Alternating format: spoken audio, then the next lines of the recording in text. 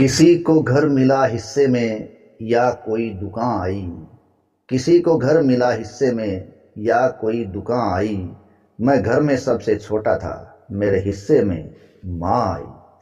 यहाँ से जाने वाला लौट कर कोई नहीं आया। मैं रोता रह गया लेकिन न वापस जाके माँ आई। ये अल्फाज है हिंदुस्तान के अजीम शायर मुनव्वर राणा के। दुनिया से रुखसत हुए हैं मुनव्वर राणा। चलिए आज उन्हीं के जीवन परिचय की बात करते हैं। उर्दू के मशहूर शायर मुनव्वर राणा का जन्म 26 नवंबर 1952 को उत्तर प्रदेश के रायबरेली जिले में हुआ था।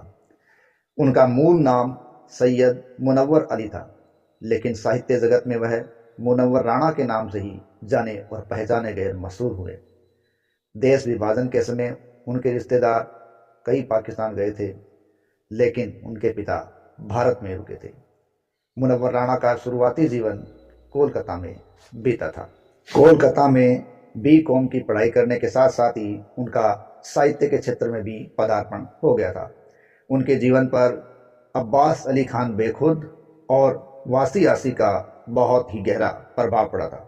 इसके बाद उन्होंने अपनी शायरी के जुनून पर भारत में ही नहीं बल्कि पूरी दुनिया में अपनी अलग पहचान स्थापित की।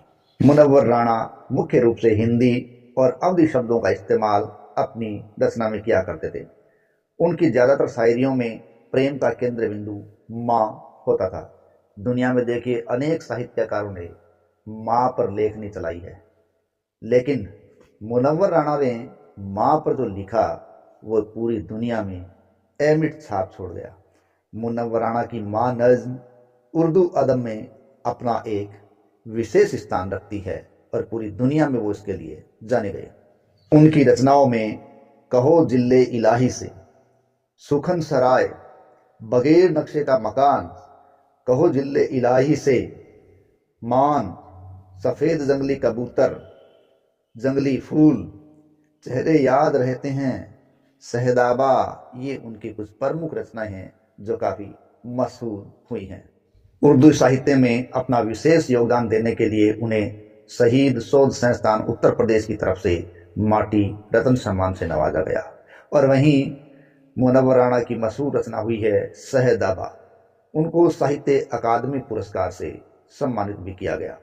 इसके अलावा मुनव्वर राणा को खुसरो पुरस्कार, मीर तकी मीर पुरस्कार, गालिब पुरस्कार, डॉक्टर जाकिर हुसैन पुरस्कार, सरस्वती समाज पुरस्कार आदि अनेक पुरस्कार भी प्राप्त हुए हैं। उनकी मशहूर पंक्तियों में ये पंक्ति भी आती है, कभी खुशी से खुशी की तरफ नहीं देखा, कभी खुशी से खुशी की तरफ नहीं देखा, तुम्हारे बाद किसी की तरफ नहीं देखा, ये सोच कर कि तेरा इंतजार लाजिम है, तमाम उम्र घड़ी की तरफ नहीं देखा।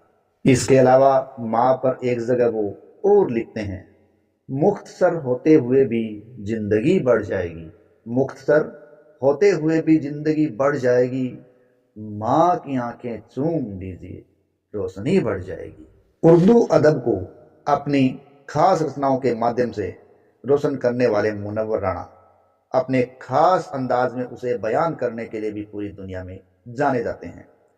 उनके मुरीद पूरी दुनिया में फैले हुए हैं, किंतु इस मशहूर अजीम फनकार शायर मुनव्वर राणा दिल का दौरा पड़ने से उनकी मृत्यु हो गई है।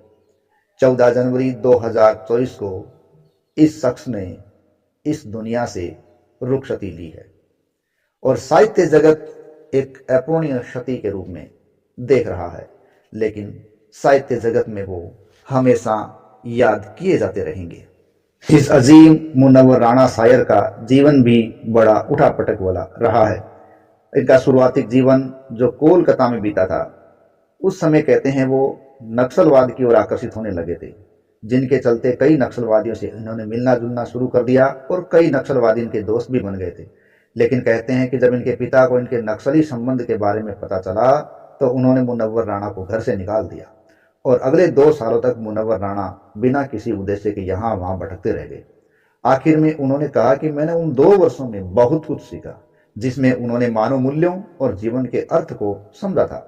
मुनव्वरा अपनी माँ से बहुत ही प्रेम करते हैं और अपनी शायरियों में वो अपने इस प्रेम को बखूबी प्रकट भी करते हैं। लेकिन एक बार जब मुनव्वर राणा लखनऊ गए तो लखनऊ का स्वाद उन्हें इतना मोहित कर गया कि वो उसका पसंदीदा शहर बन गया और इसी कारण वो अपने अंतिम समय में लखनऊ में ही रह रहे थे। जब मुनव्वर राणा लखनऊ थे तब उनकी मुलाकात प्रसिद्ध गजल शायर वली असी से हुई थी और उन्होंने ही उन्हें कविता सिखाना शुरू किया और इसी के चलते मुनव्वर राणा ने अपनी कविता कौशल का श्रेय वली असी को ही दिया था। मुनव्वर ने पहली बार दिल्ली में एक मुशायरे में अपनी नज़्मों को गाया था। 2015 में सांप्रदायिक सौहार्द के नाम पर उन्होंने साहित्य अकादमी पुरस्कार वापस किया तो उसके लिए भी उनको कड़ी आलोचनाओं का सामना करना पड़ा था।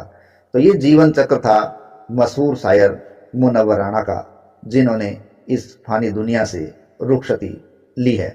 चलते चलते मुनव्वर राणा की माँ के समान में कही गई एक और बात करते हैं। मैंने रोते हुए पहुंचे थे किसी दिन आंसू, मैंने रोते हुए पहुंचे थे किसी दिन आंसू, मुद्दतों माँ ने नहीं धोया दुपट्टा अपना। इसी के साथ जय हिंद जय भारत।